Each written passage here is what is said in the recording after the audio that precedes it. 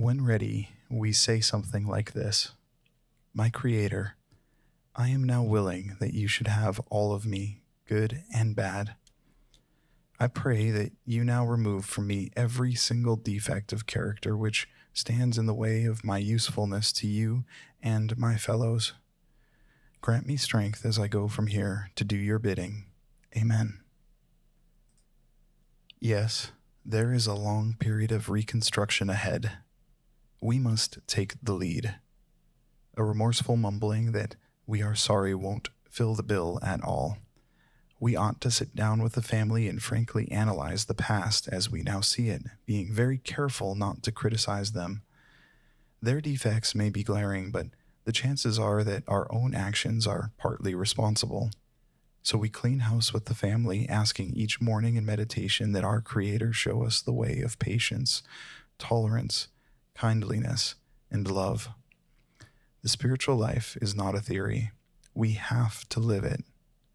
Unless one's family expresses a desire to live upon spiritual principles, we think we ought not to urge them. We should not talk incessantly to them about spiritual matters. They will change in time. Our behavior will convince them more than our words. We must remember that 10 or 20 years of drunkenness would make a skeptic out of anyone. There may be some wrongs we can never fully right. We don't worry about them if we can honestly say to ourselves that we would right them if we could. Some people cannot be seen.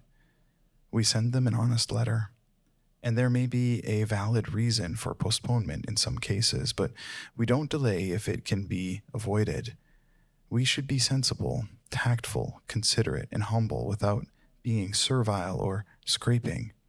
As God's people, we stand on our feet. We don't crawl before anyone.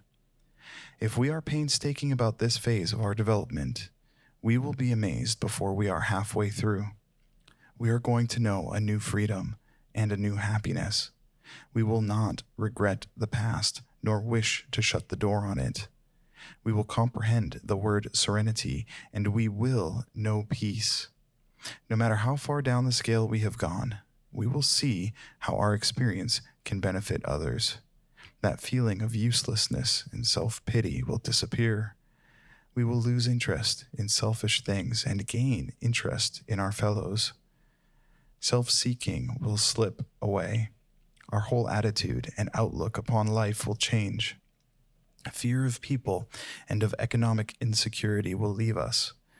We will intuitively know how to handle situations which used to baffle us. We will suddenly realize that God is doing for us what we could not do for ourselves. Are these extravagant promises? We think not.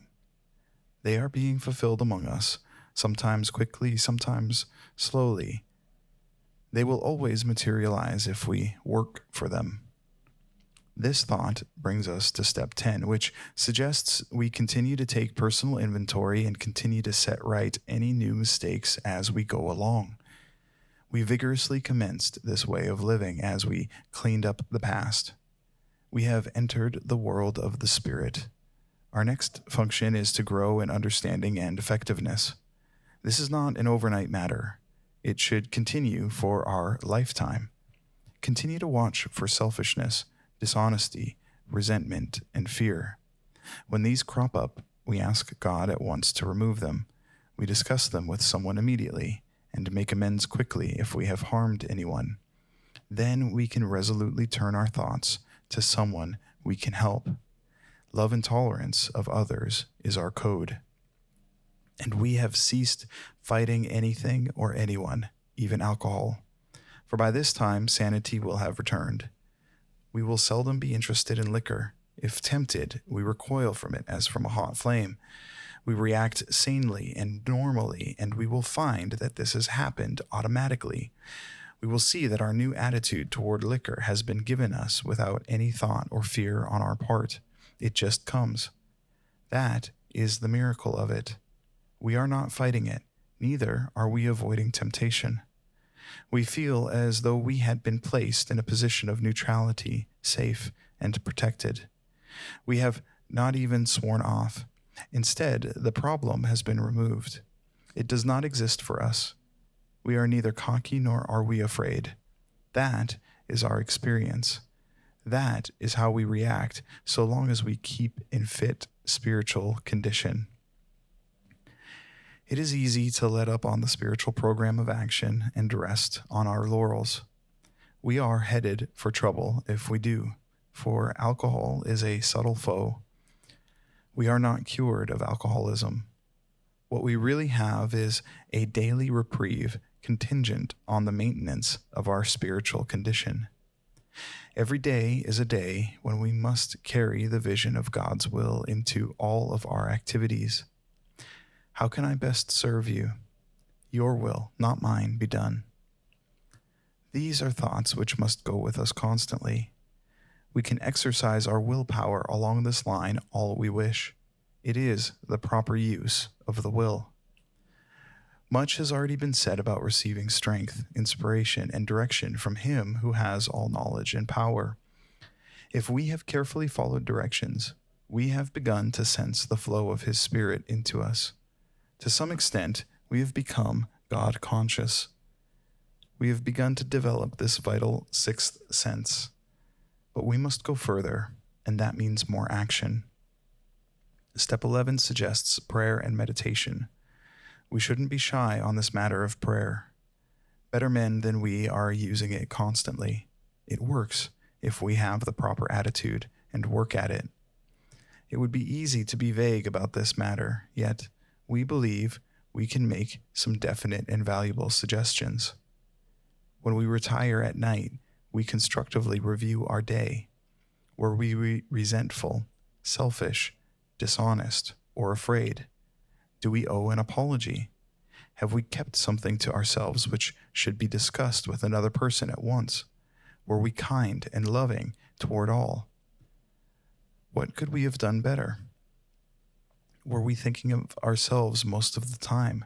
Or were we thinking of what we could do for others, of what we could pack into the stream of life? But we must be careful not to drift into worry, remorse, or morbid reflection, for that would diminish our usefulness to others. After making our review, we ask God's forgiveness and inquire what corrective measures should be taken. On awakening, let us think about the 24 hours ahead. We consider our plans for the day. Before we begin, we ask God to direct our thinking, especially asking that it be divorced from self-pity, dishonest, or self-seeking motives. Under these conditions, we can employ our mental faculties with assurance, for after all, God gave us brains to use. Our thought life will be placed on a much higher plane when our thinking is cleared of wrong motives. In thinking about our day, we may face indecision. We may not be able to determine which course to take. Here we ask God for inspiration, an intuitive thought, or a decision. We relax and take it easy. We don't struggle. We are often surprised at how the right answers come after we have tried this for a while. What used to be the hunch or the occasional inspiration gradually becomes a working part of the mind.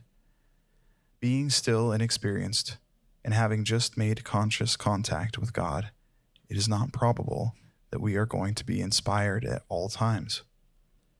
We might pay for this presumption in all sorts of absurd actions and ideas. Nevertheless, we find that our thinking will, as time passes, be more and more on the plane of inspiration. We come to rely upon it. We usually conclude this period of meditation with a prayer that we be shown all through the day what our next step is to be, that we be given whatever we need to take care of such problems. We ask especially for freedom from self-will and are careful to make no request for ourselves only. We may ask for ourselves, however, if others will be helped. We are careful never to pray for our own selfish ends. Many of us have wasted a lot of time doing that, and it doesn't work. You can easily see why. If circumstances warrant, we ask our wives or friends to join us in morning meditation If we belong to a religious denomination which requires a definite morning devotion, we attend to that also. If not members of religious bodies, we sometimes select and memorize a few set prayers which emphasize the principles we have been discussing. There are many helpful books also. Suggestions about these may be obtained from one's priest, minister, or rabbi. Be quick to see where religious people are right. Make use of what they offer. As we go throughout the day, we pause when agitated or doubtful and ask for the right thought or action. We constantly remind ourselves we are no longer running the show, humbly saying to ourselves many times each day, "Thy will be done." We are then in much less danger of excitement, fear, anger, worry, self-pity, or foolish decisions. We become much more efficient. We do not tire so easily, for we are not burning up energy foolishly as we did when we were trying to arrange life to suit ourselves. It works. It really does.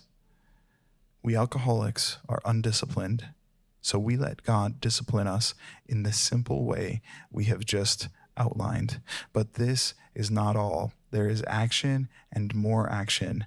Faith without works is dead, and the next chapter is entirely devoted to step 12.